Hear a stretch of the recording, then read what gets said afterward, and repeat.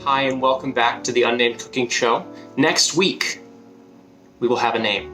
Promise. Cross my heart, right? 100%. We're gonna have a name. So, this week we're gonna do something a little bit different. So traditionally, I've done simpler recipes and stuff that's typically kind of American in nature. So this week I'm gonna do something a little bit different. I'm gonna branch out and do something Middle Eastern. We're doing something called shakshuka.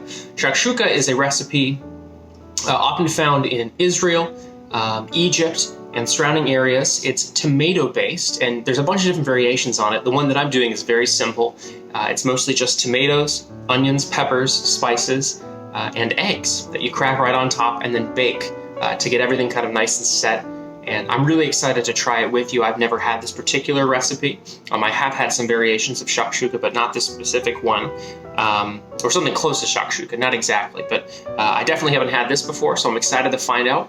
And all right, let's do it. First thing you're going to do is preheat your oven to 375 degrees Fahrenheit and add 2 tablespoons of olive oil to your oven-safe pan. Make sure heat's turned on to medium and let that oil preheat.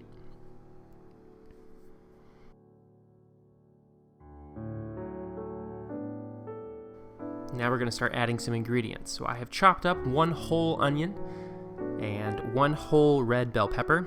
Colors don't matter. You can use a green one, purple one, orange one, blue one, I don't know. Whatever bell pepper you got, just add a whole one.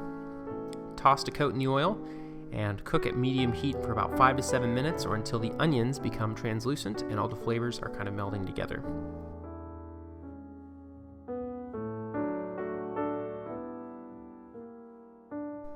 Once that time is up, we're going to add in about 2 tablespoons of tomato paste, 3 diced cloves of garlic, and then some spices.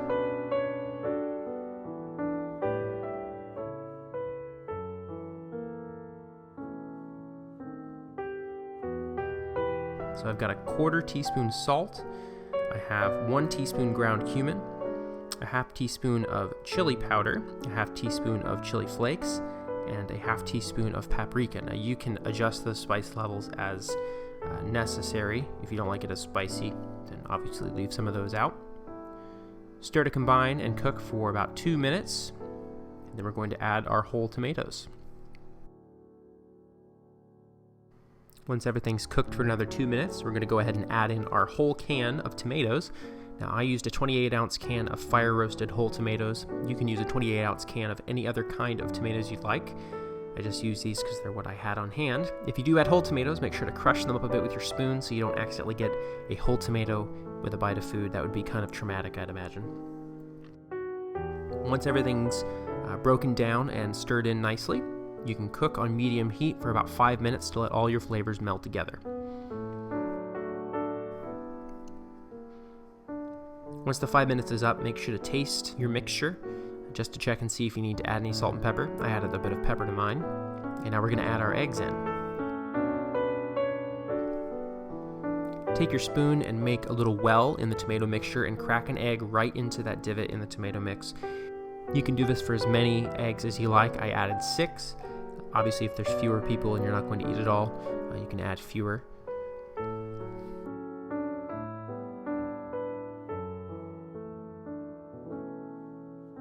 Once the eggs are in there, make sure to season them with some salt and pepper on top, and we're going to put the entire pan right in the oven on that oven rack and cook in the oven for about 8 to 10 minutes or until the eggs are done to your desired doneness.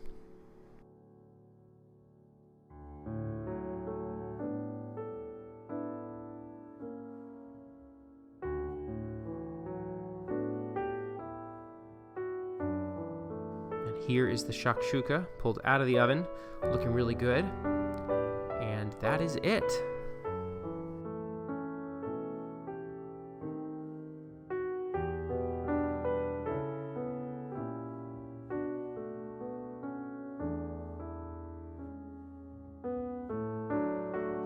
The shakshuka is finished. So here's what it looks like.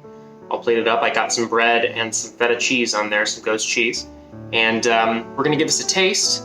Full disclosure, I've had something similar to shakshuka, but not this actual recipe. So I'm excited to try it right along with you. Ooh, the eggs are a bit runny, and if that's not your thing, you can always cook them a little bit longer. That is completely fine. And I'm just gonna mix it in just a little bit and give it a taste. Here we go.